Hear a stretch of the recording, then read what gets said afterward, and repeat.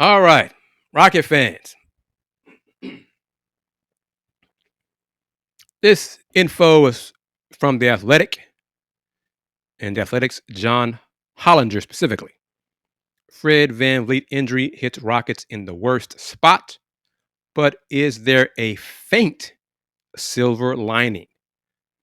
Fred VanVleet's torn ACL matters so much because Houston's offseason had left it so overweight in big forwards and centers and paper thin in the backcourt, especially with Jalen Green gone in the Kevin Durant trade package.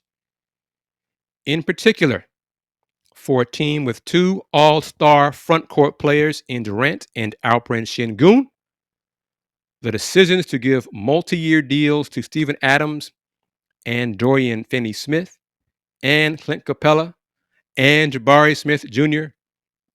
now seem like total overkill, especially because even the smalls they signed, Jae'Sean Tate and Josh Okogie, do their best masquerading as power forwards. Stop right there. I don't know why the Rockets brought back Jae'Sean Tate, signed Josh Okogie, and then brought back Uncle Jeff. But anyway, having six rotation caliber power forwards plus Jeff Green in reserve is a nice luxury, but not when you only have 14 total players and three of the other ones are full-time centers. Meanwhile, the most accomplished true guard on the roster is Aaron Holiday. And along with signing all those bigs, Houston left itself vulnerable in another way. A team already light on shooting is now desperately short in this area, even with Durant. The Rockets were 27th in three-point frequency and 21st in percentage a season ago, and more than half the makes came from VanVleet, Jalen Green, and Dillon Brooks. Sure, Durant can offset some of that, but who spaces the floor for Durant? VanVleet was supposed to be that guy. The other half of Houston's quandary is that filling VanVleet's rotation spot may be difficult.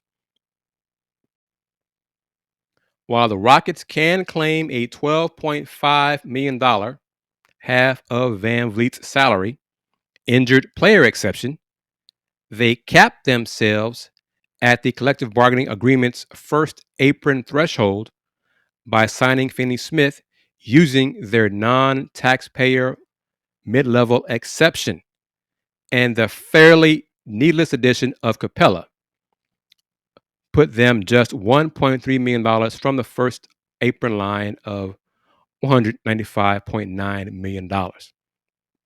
If the Rockets get off to a bumpy start, it's possible they pivot the opposite way by attempting to shed $6.8 million, get below the tax line, and stave off a future year of repeater tax once they pay Amen Thompson and Tari Eason.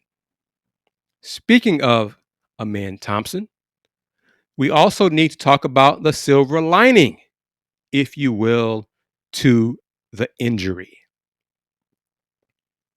The Rockets get to test what they hope is true and badly want to be true. It's point guard Amen Thompson or bust now in Houston. And behind him, Reed Sheppard is either going to sink or swim. Realistically, it has to be Shep time now. And the 21-year-old should be the first guard off the bench. With Houston already looking at lowered expectations, Rockets fans, there is no reason to shunt the third pick in the 2024 draft to the nether regions of the bench again. He only played 652 minutes as a rookie despite being healthy nearly all season. Every other 2024 lottery pick played at least 1,000 minutes, except the injured Nikola Topic and Devin Carter and Rob Dillingham. Well, Rafael Stone said a few months ago now, Reed's going to have to play well for us this year.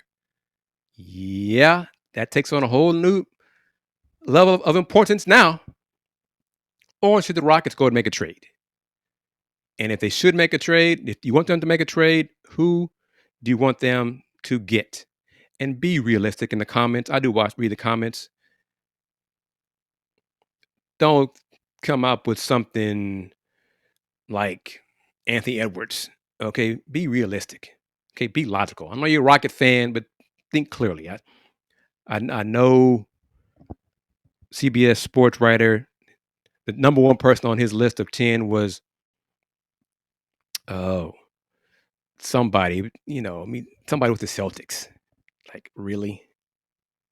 Yeah. I mean, it's a list.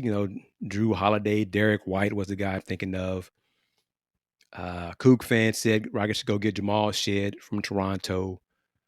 Anthony Simons, CJ McCollum, different guys. But who do you think the Rockets? Who do you want the Rockets to go get now that Fred VanVleet is most likely done for the season after tearing his ACL?